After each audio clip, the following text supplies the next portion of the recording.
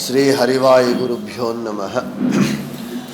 ఓం వందే విష్ణుం నమామి శ్రియమథ చ భువం బ్రహ్మవాయూ చ వందే గాయత్రీం భారతీం తామపి గరుడమనంతం భజే రుద్రదేవం. దేవీం వందే సుపర్ణీమహిపతిదయితాం వారుణీమప్యుమాం తాం ఇంద్రాదీన్ కామముఖ్యానపి సకలసురాన్ తద్గురూన్మద్గురూంశ్చ అభ్రమం భంగరహితం అజడం విమలం సదా ఆనందతీర్థమతులం భజే తాపత్రయాపహం. పూజ్యాయ రాఘవేంద్రాయ సత్యధర్మరతాయ చ భజతాం కల్పవృక్షాయ నమతాం కామధేనవే. విష్ణుతీర్థః కల్పవృక్షో విష్ణుతీర్థశ్చ కామధృక్ చింతామణిర్విష్ణుతీర్థో యతీంద్రః. పృథ్వీమండలమధ్యస్థాః పూర్ణబోధమతానుగాః వైష్ణవాః విష్ణుహృదయాః తాన్ నమస్యే గురూన్ మమ.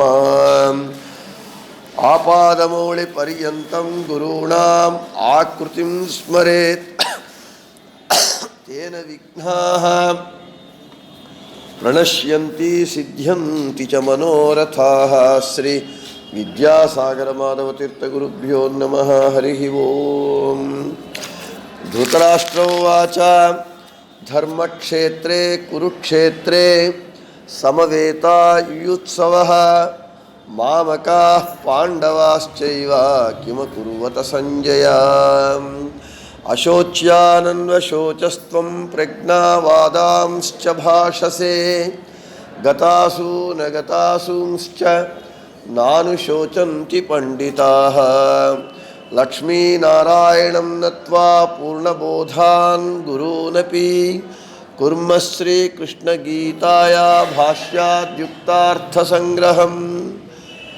బుధానాం అబుధానాం వా మోక్షమార్గప్రవేశినాం అలంకారప్రదీపోయం తన్యతే రుచికారకః. శ్రీగురుభ్యో నమః. హరి ఓం.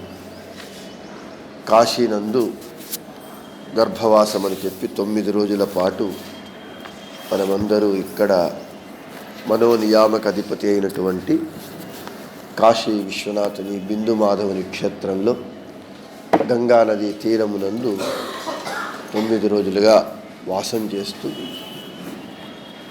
ముఖ్యంగా జ్ఞానయజ్ఞాన్ని చేసుకుంటూ ఉన్నాం. భగవద్గీత చెప్పాలి, గీత జీవన సారమని భగవద్గీతను ఎంచుకోవటం జరిగింది. 700 శ్లోకాలన్నింటినీ చెప్పటం అనేటటువంటిది కష్టమనేటటువంటి ఉద్దేశంతో అరణ్యకాచారులు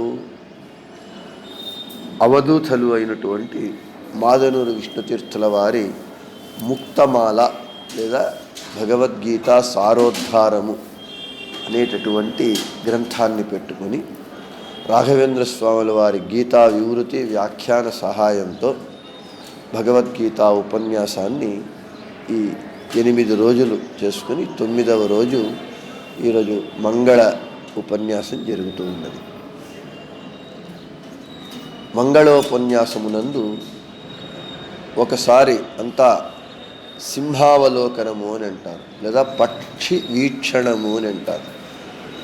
ఇంతవరకు జరిగిన దాన్నంతా ఒక 5-10 నిమిషాలలో మనము సంగ్రహంగా చెప్పుకొని ఈరోజు చివరి అధ్యాయమైనటువంటి 18వ అధ్యాయాన్ని చెప్పుకొని భగవద్గీత సారోద్ధార మంగళాన్ని, ఈ జ్ఞానయజ్ఞాన్ని, గీతా జ్ఞానయజ్ఞాన్ని క్షేత్రమూర్తి అయినటువంటి రుద్రదేవుల ద్వారా వాయుదేవుని మూలంగా భగవంతుని కృష్ణుని పాదార విందములకు సమర్పిస్తామని చెబుతూ భగవద్గీతను మనకు కృష్ణుడు అర్జునునికి కర్తవ్య బోధ చేస్తూ ఉన్నాడు.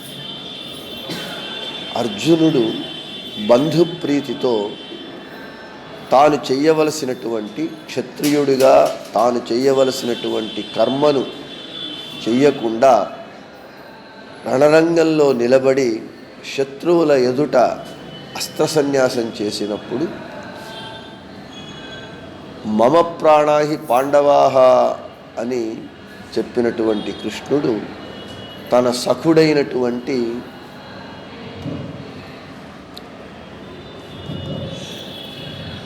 సఖుడైనటువంటి అర్జునునికి కర్తవ్య బోధన చేస్తూ ఉన్నాడు. ఏ స్నేహితుడు ఎవడయ్యానంటే a friend in need is indeed a friend అని. ఎవడయ్యా స్నేహితుడు అంటే ఎవడైతే మనకు అవసరమునందు, ఆపదల యందు, విపత్తుల యందు ఎవడైతే మనల్ని సమయానికి వచ్చి చెప్పుకున్నాం భగవద్గీతలో, ఎవడు మిత్రుడు అని అంటే ఏమాత్రము ఏమీ అపేక్షించకుండా ఆపదలలో ఉన్నప్పుడు వచ్చి సహాయం చేసేటటువంటి వాడు, ఆదుకునేటటువంటి వాడే మిత్రుడు అని. దానినే ఇంగ్లీష్లో a friend in need indeed a friend అని అన్నారు. కాబట్టి అర్జునునికి కర్తవ్య బోధ చేసి యుద్ధము చేసేటట్లుగా చేసి వారికి మళ్ళీ రాజ్యాన్ని ఇప్పించినటువంటి మహానుభావుడు కృష్ణుడు. నేను మొదటే చెప్పినట్లుగా 18వ సంఖ్యకు భగవాన్ వేదవ్యాసుల వారికి అవినాభావ సంబంధము. 18 అనేటటువంటి సంఖ్య చాలా ఆధ్యాత్మిక సంకేతమైనటువంటి సంఖ్య. భగవద్గీతలో కూడా 18 అధ్యాయాలు. 1 + 8 = 9. నవవిధ భక్తులు, నవవిధ ద్వేషములు, నవవిధ ద్వేషరహితమైనటువంటి నవవిధ భక్తిని ఎవరెవరు వారి వారి యోగ్యతకు తగినట్లుగా వారికి ఇష్టమైనటువంటి భక్తిని భగవంతుని యందు చేయాలి.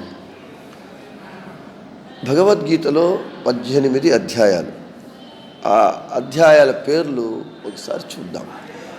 అర్జున విషాదయోగము, సాంఖ్యయోగము, కర్మయోగము, జ్ఞానయోగము, సన్యాసయోగము, ఆత్మ సంయమయోగము, జ్ఞాన విజ్ఞాన యోగము, అక్షర బ్రహ్మయోగము, రాజగుహ్య యోగము, విభూతి యోగము, విశ్వరూప దర్శన యోగము, భక్తి యోగము, క్షేత్రజ్ఞ యోగము, ప్రకృతి గుణత్రయ విభాగ యోగము, పురుషోత్తమ యోగము, దైవాసుర సంపద్విభాగ యోగము, శ్రద్ధాత్రయ విభాగ యోగము.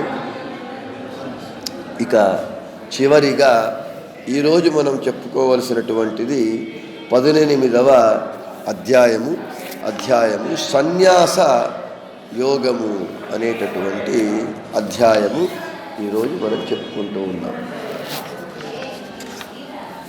అర్జునుడు చెబుతూ ఉన్నాడు. అర్జునుడు అంటూ అర్జున ఉవాచ కర్మ సన్యాసము, కర్మత్యాగము. కర్మ సన్యాసం అంటే ఏమిటి? కర్మత్యాగం అంటే ఏమిటి?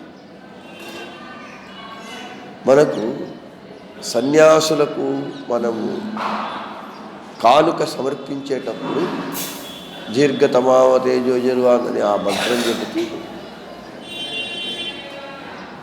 త్యాగేనైక అమృతత్వ మానసు అని చెప్తారు వేదమంత్రం.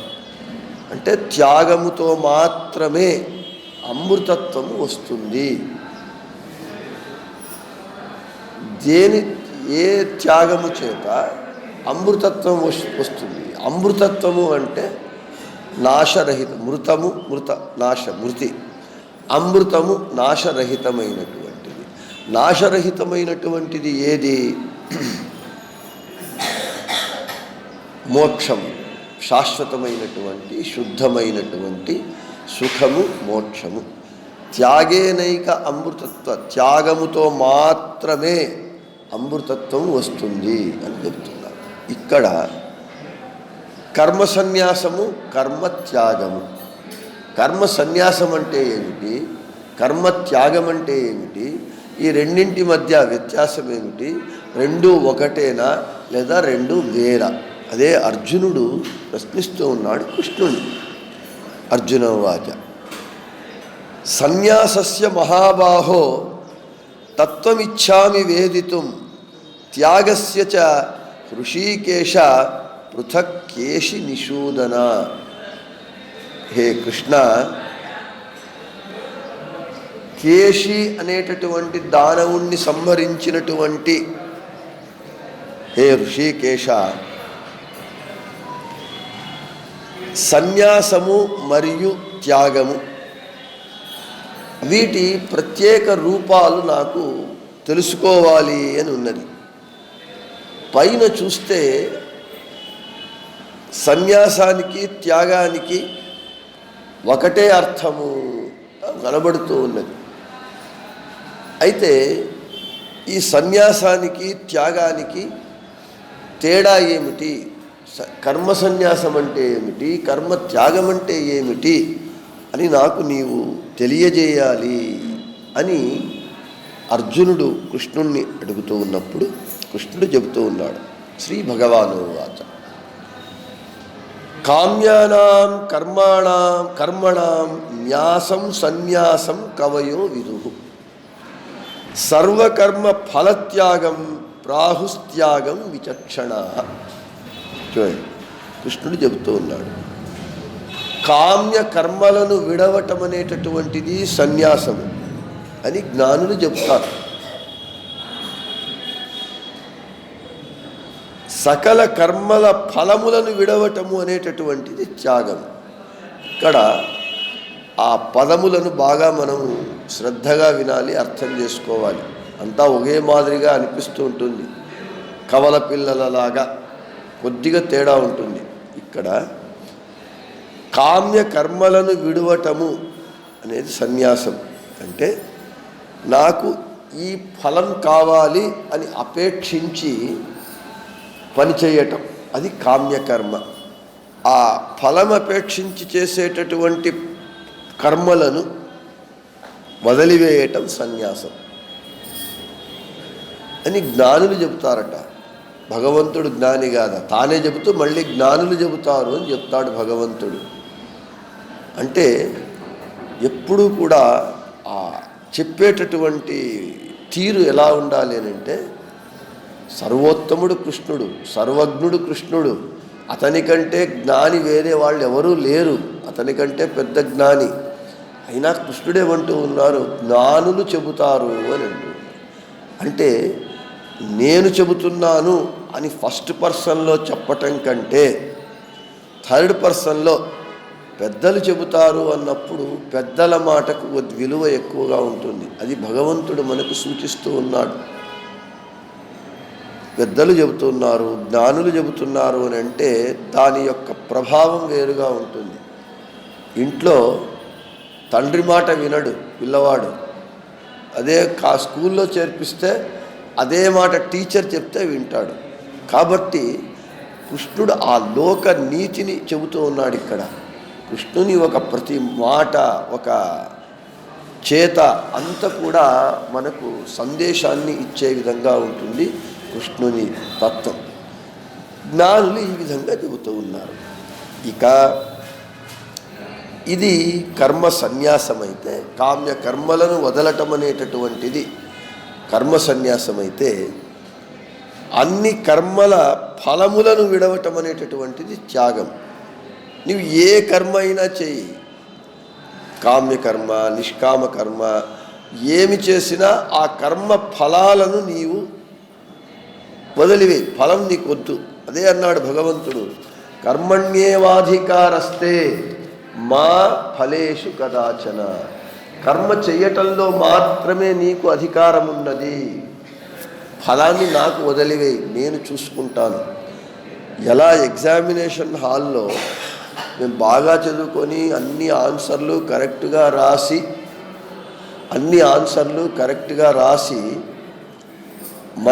నా క్వశ్చన్ పేపరు, నా ఆన్సర్ పేపర్ని ఇంటికి తెచ్చుకోకుండా ఎగ్జామినర్కి ఇచ్చి వచ్చేస్తాం, మన పని అయిపోయింది. ఎగ్జామ్ రాయాలి, ఆన్సర్ షీట్ రాయాలి, మన పని అయిపోయింది. ఎగ్జామినర్కి ఇచ్చి రావడమే మన పని. ఇచ్చి వస్తే వాళ్ళు ఏం చేయాలో చేస్తారు, పాసా ఫెయిలా ఏం విమర్శించి. అదేవిధంగా భగవంతుడు అదే చెబుతూ ఉన్నాడు, నీ పని నీవు చెయ్యి, ఆ చేసిన దాన్ని మళ్ళీ నాకు ఇచ్చేసేయి. మళ్ళీ నేనే పెద్ద ఎగ్జామినర్, మీ అందరి కర్మలను నేనే చేయించిన ఆ కర్మలన్నింటినీ మళ్ళీ విమర్శించి మీరు పాసా ఫెయిలా, మిమ్మల్ని పాస్ చేయాలా ఫెయిల్ చేయాలా అనేటటువంటిది నాకు వదిలేసి కృష్ణార్పణమస్తు అని నాకే సమర్పించి వెయ్యి అని భగవంతుడు చెబుతూ ఉన్నాడు. కాబట్టి ఏ కర్మ ఫలములను అపేక్షించకుండా కర్మ ఫలాలను వదిలివేయటం అనేటటువంటిది కర్మత్యాగం. ఇక త్యాజ్యం దోషవదిత్యేకే కర్మ ప్రాహుర్మనీషిణః యజ్ఞదాన తపః కర్మ న త్యాజ్యమితి చాపరే. కొంతమంది జ్ఞానులు చెప్తారు, దోషముండేటటువంటి కర్మను వదిలివేయాలి, ఏదైతే మనకు బంధాన్ని కలిగిస్తుందో, బంధకంగా మారుతుందో, దోషం ఉంటుందో అటువంటి కామ్యకర్మలను, అటువంటి కర్మలను వదిలివేయాలి అని జ్ఞానులు చెబుతారు. యజ్ఞము, దానము, తపస్సు మరియు నిత్య నైమిత్తిక కర్మలను ఎప్పుడెప్పుడు వదలరాదు. ప్రతినిత్యము మనము చేయవలసినటువంటి నిత్య నైమిత్తిక వైదిక కర్మలన్నీ కూడా మనము ఎట్టి పరిస్థితులలో యజ్ఞము, దానము, తపస్సు ఈ అన్ని పనులను మనం తప్పకుండా చేసి తీరాలి. ఏది వదలాలి, ఏది చెయ్యాలి, డూస్ అండ్ డోంట్స్ మనకు భగవంతుడు స్పష్టంగా తెలియజేస్తూ ఉన్నాడు. ఇప్పుడు నేను చెప్పేటటువంటి దానిని ఎప్పుడూ నీవు వదలవద్దు. నేను ఇప్పుడు ఏం చెప్పబోతున్నాను, యజ్ఞదాన తపః కర్మ న త్యాజ్యం కార్యమేవ తత్ యజ్ఞోదానం తపశ్చైవ పావనాని మనీషిణాం. ఈ వీటిని నీవు వదలవద్దు, ఎప్పుడెప్పుడు వదలవద్దు. యజ్ఞము, దానము, తపస్సు, కర్మ వీటిని నీవు విడవరాదు, చేసే తీరాలి. దానము మరియు తపస్సు ఇవి, యజ్ఞము, దానము, తపస్సు ఇవి జ్ఞానులకు చాలా పవిత్రమైనటువంటివి. మిగిలిన వారికి అంతఃకరణ శుద్ధిని కలిగించేటటువంటిది. మనకు ఒక్కసారి మనం ఆలోచిస్తే మనకు నిర్దేశించబడినటువంటి కర్మలైనటువంటి తెల్లవారుజామున లేచి స్నానము, సంధ్యావందనము, ఏదో మన చేతనైన మేరకు, శక్తి మేరకు భగవంతుని పూజ అని మీరు చెయ్యండి. ఆ చేసిన తరువాత మీ యొక్క దేహస్థితి, మనస్థితి ఎలా ఉంటుంది? ఏదో ప్రశాంతంగా, తేలికగా గాలిలో ఎగిరిపోతూ ఉన్నట్టు ఉంటుంది. ఎందుకు? నేను చెయ్యవలసిన కర్మ నేను చేశాను అనేటటువంటి ఒక తృప్తి.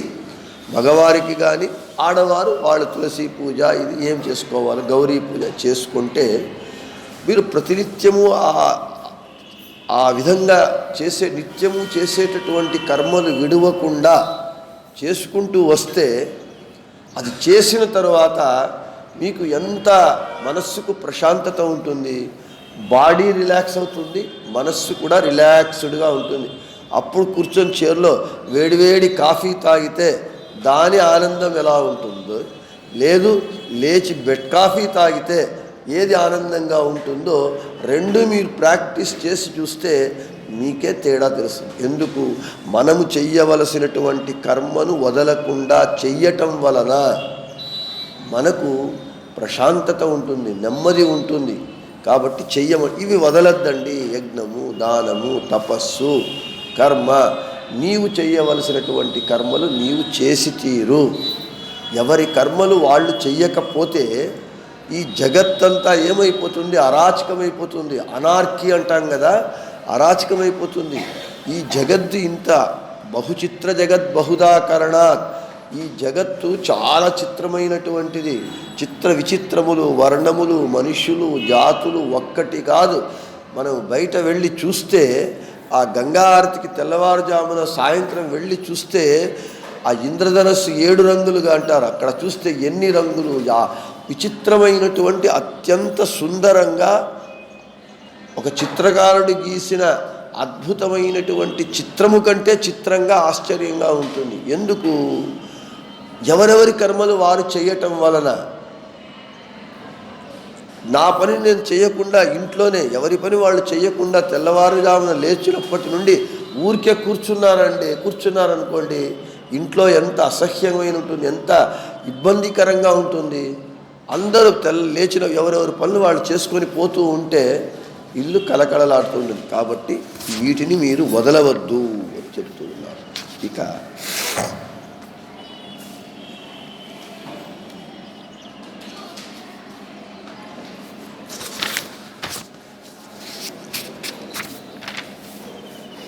ఇప్పుడు త్రివిధములైనటువంటి కర్మత్యాగములు ఏవి? నియతస్యతు సన్యాసః కర్మణో నోపపద్యతే మోహాత్తస్య పరిత్యాగస్తామసః పరికీర్తితః. ఎవరెవరి వర్ణాశ్రమములకు విహితమైనటువంటి కర్మత్యాగము సరికాదు, తప్పు జ్ఞానముతో దానిని విడటం అనేటటువంటి, చేయకుండా ఉండడం అనేటటువంటి తామసత్యాగము అని అంటున్నారు. అంటే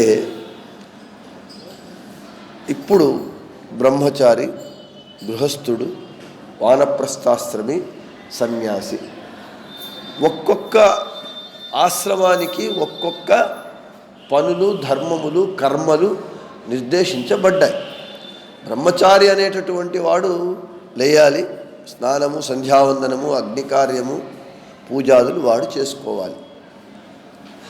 గృహస్థుడైనటువంటి వాడు లేచి స్నానము, ఆన్నికాదులు, సంధ్యావందనము, పూజ, వైశ్వదేవము, వచ్చినటువంటి అతిథులను గౌరవించటము ఇది.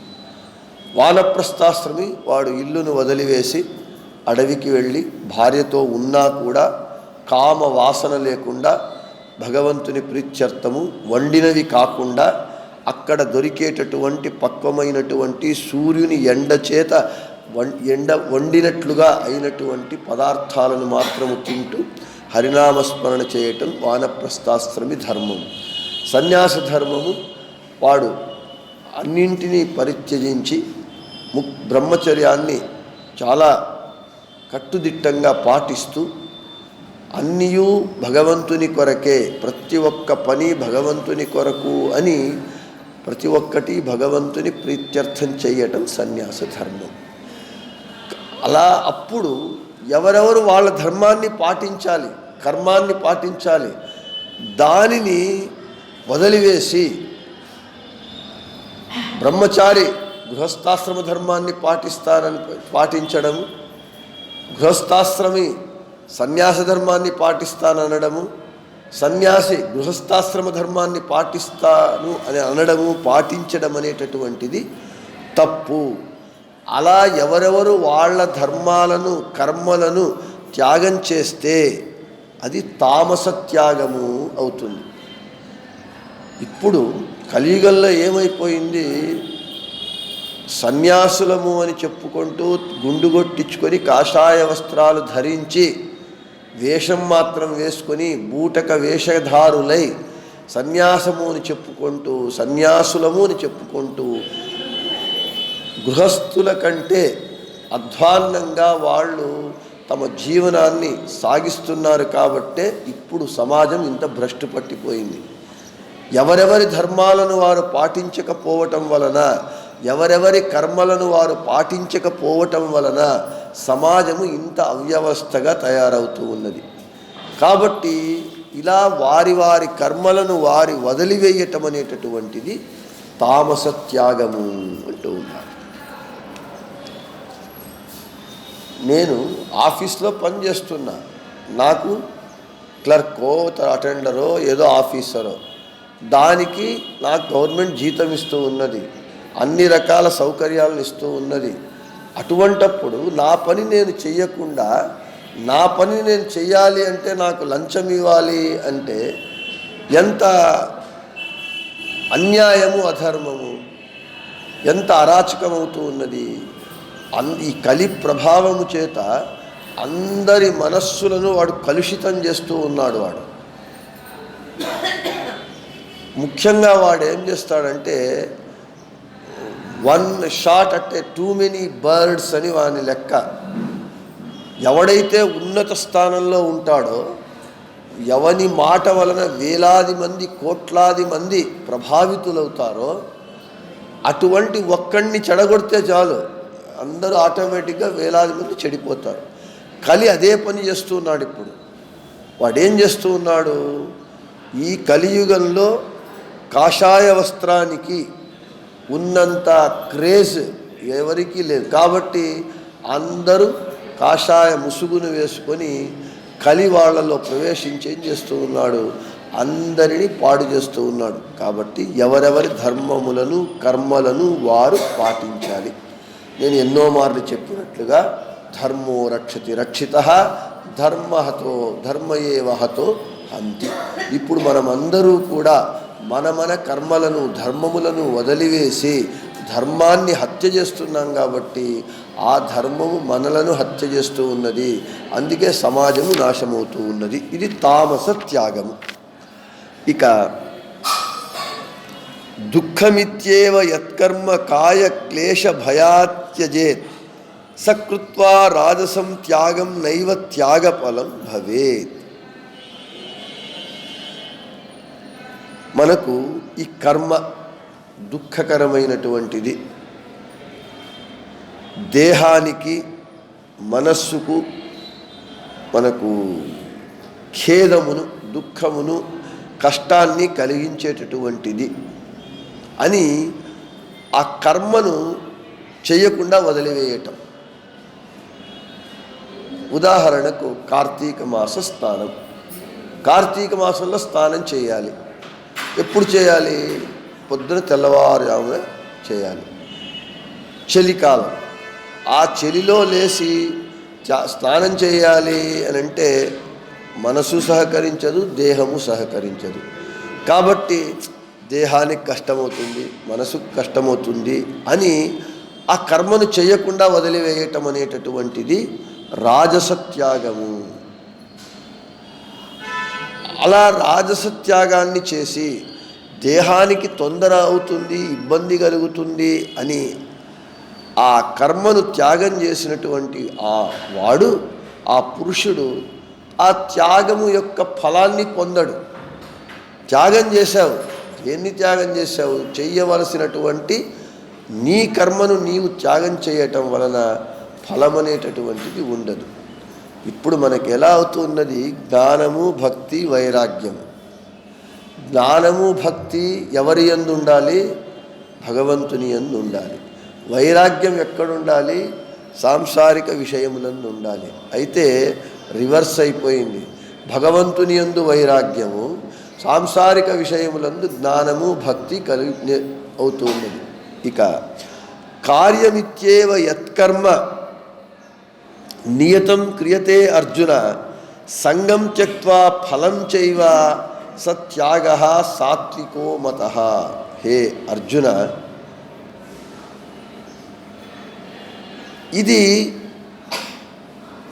నా కర్తవ్యము అనేటటువంటి బుద్ధితో మమతను వదిలివేసి, అయితే నాది మమత అంటే నాది అనేటటువంటి ఆ మమకారాన్ని వదిలివేసి, ఇది నా కార్యము అనేటటువంటి బుద్ధితో ఆ కార్యం వల్ల వచ్చేటటువంటి స్వర్గాది ఫలములను అపేక్షించకుండా వర్ణాశ్రమోచితమైనటువంటి కర్మములను చెయ్యటమే. ఆ కర్మ ఫలత్యాగము సాత్వికము. అంటే ఆ కర్మ ఫలాన్ని ఆశించకుండా కర్మ ఫలాన్ని త్యాగం చేస్తూ కర్తవ్య బుద్ధితో మమకారము వదిలి నా యొక్క విహితమైనటువంటి నాకు నిర్దేశించబడినటువంటి కర్మలను చెయ్యటమే